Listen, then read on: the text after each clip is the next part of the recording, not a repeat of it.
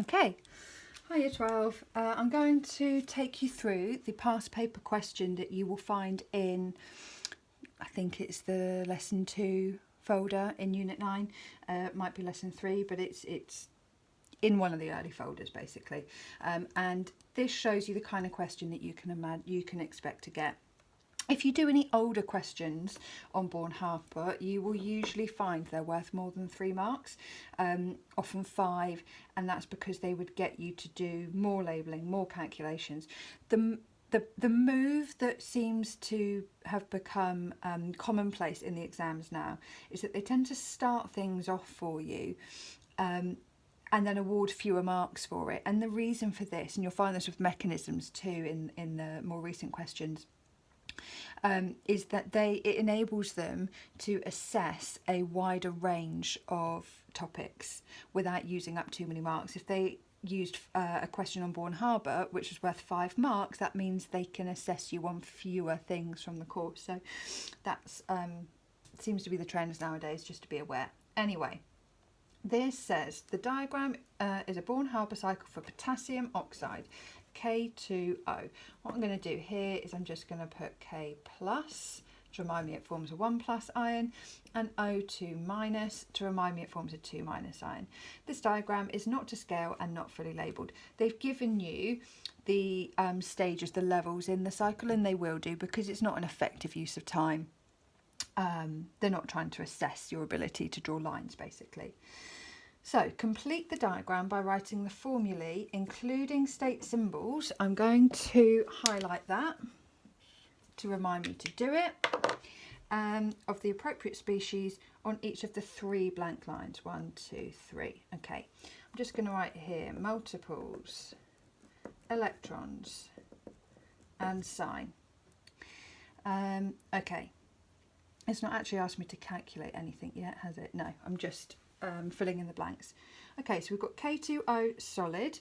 So first thing I'm going to do on this line is I'm going to have my elements in their standard state, and I need to make sure that it's balanced. So K2 means I have 2K, and in its standard state it is a solid, plus oxygen exists as a gas. I've only got 1 oxygen atom, so I need half O2.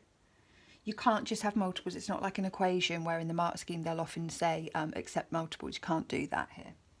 Okay, so next process then is to atomise. So I'm going to atomise my 2 potassium solid atoms to 2 potassium gaseous atoms, and I've currently done nothing to oxygen. But now I'm going to atomise oxygen, so I'm going to have 2K gas plus I've just got the 1 atom. It's gone from a molecule to an atom. Next process there would be to ionise potassium, then we are ionising oxygen, and then second, so that's first electron affinity, second electron affinity. So that's it. Okay. Next question. Use the data in the table to calculate the enthalpy of lattice dissociation. Right, that is an endothermic process. So my sign should be positive.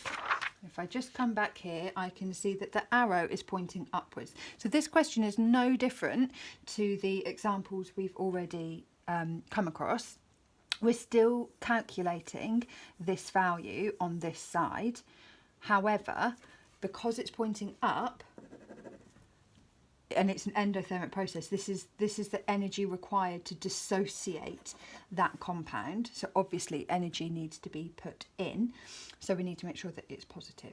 Okay, so multiples. Let's have a look at the values that we've got. I'm going to find this one first. So where are we? Enthalpy of formation of potassium oxide is -362. You don't need to label with the values, but you may find it's helpful, and that it kind of keeps everything well organised and flags up any errors along the way. So that is negative, so yep, that works. Then we've got the enthalpy of atomisation of potassium +90, but we have got 2 potassium atoms, so I'm going to multiply that by 2. Next up, enthalpy of atomisation of oxygen is 248. We've only got one oxygen atom, so no multiples there, no multiplication needed. Then we've got the first ionisation enthalpy of potassium is plus 418. There are 2 atoms becoming 2 ions, so we're going to multiply that by 2. Okay, then we've got the first electron affinity of oxygen. Again, only 1 oxygen atom, so that's minus 142. And then the second electron affinity of oxygen is plus 844. Endothermic process, so that makes sense. Okay, and then this is our question mark. The first thing I'm going to do is calculate the difference between those two, and then I'm going to add that on. So 844 minus 142, so that is 702. I'm going to add that there, and I'm then going to say 362 plus 180 plus 248 plus 418 times 2 plus 702, and that gives you 2328. So it's an endothermic process, so plus 2328. Okay, final question then. Explain why the enthalpy of lattice dissociation of potassium oxide is less endothermic than that of sodium oxide. So we've got the same anion here, but a different cation. So that is going to be the reason. So let's just have a look on the periodic table. So sodium, potassium. Sodium is higher than potassium. Sodium is smaller. I'm just going to put that smaller, bigger. And we know that the bigger compound here is less endothermic. So less endothermic, basically what we're saying here is that potassium oxide requires less energy to dissociate. Why? Well, this is bigger, so I would say something probably about so potassium ion, really important. If you just put potassium, I imagine, before I look at the mark scheme, that that's not going to get you the mark because this isn't a potassium atom, it's a potassium ion. So I would either put potassium ion or just put K+, is a bigger ion, not atom, or you could say has a greater ionic radius, not atomic radius, because it's not an atom. I don't know, let's just shove something in about shielding. Sometimes they want size, sometimes they want shielding, because shielding, more electron shells. Therefore, this is 2 marks, so I've said something about I've made a comparative point about their size. Therefore, the electrostatic forces of attraction are weaker. Should we just say, let's just say, this is not particularly well written because I'm just kind of bunging things down as I think about them. I would consider my response here a little more if I were actually answering this. I'm going to put here between the nucleus and valence electrons. Quite often they need something said about outer electrons or valence electrons specifically. Therefore, less energy required to dissociate the ionic lattice. Right, let's have a look at the mark scheme. So, can you see both? Yeah, just about. Right. 2K, dum-be-dum-be-dum. Yeah, that's fine. Have I got a coloured pen in here? No. Gas, half, yeah. Oh, right.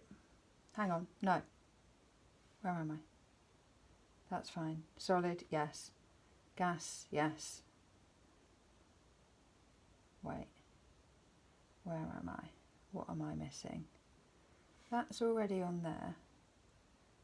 What am I missing here? Half O2. Alternative answers. 2K, M3. Okay, that's what I've done there, isn't it? Right. So that's fine. 2K solid, 2K gas, and 2K, yeah, right, that's fine. Okay, so I've gone for that one, for M3. Right.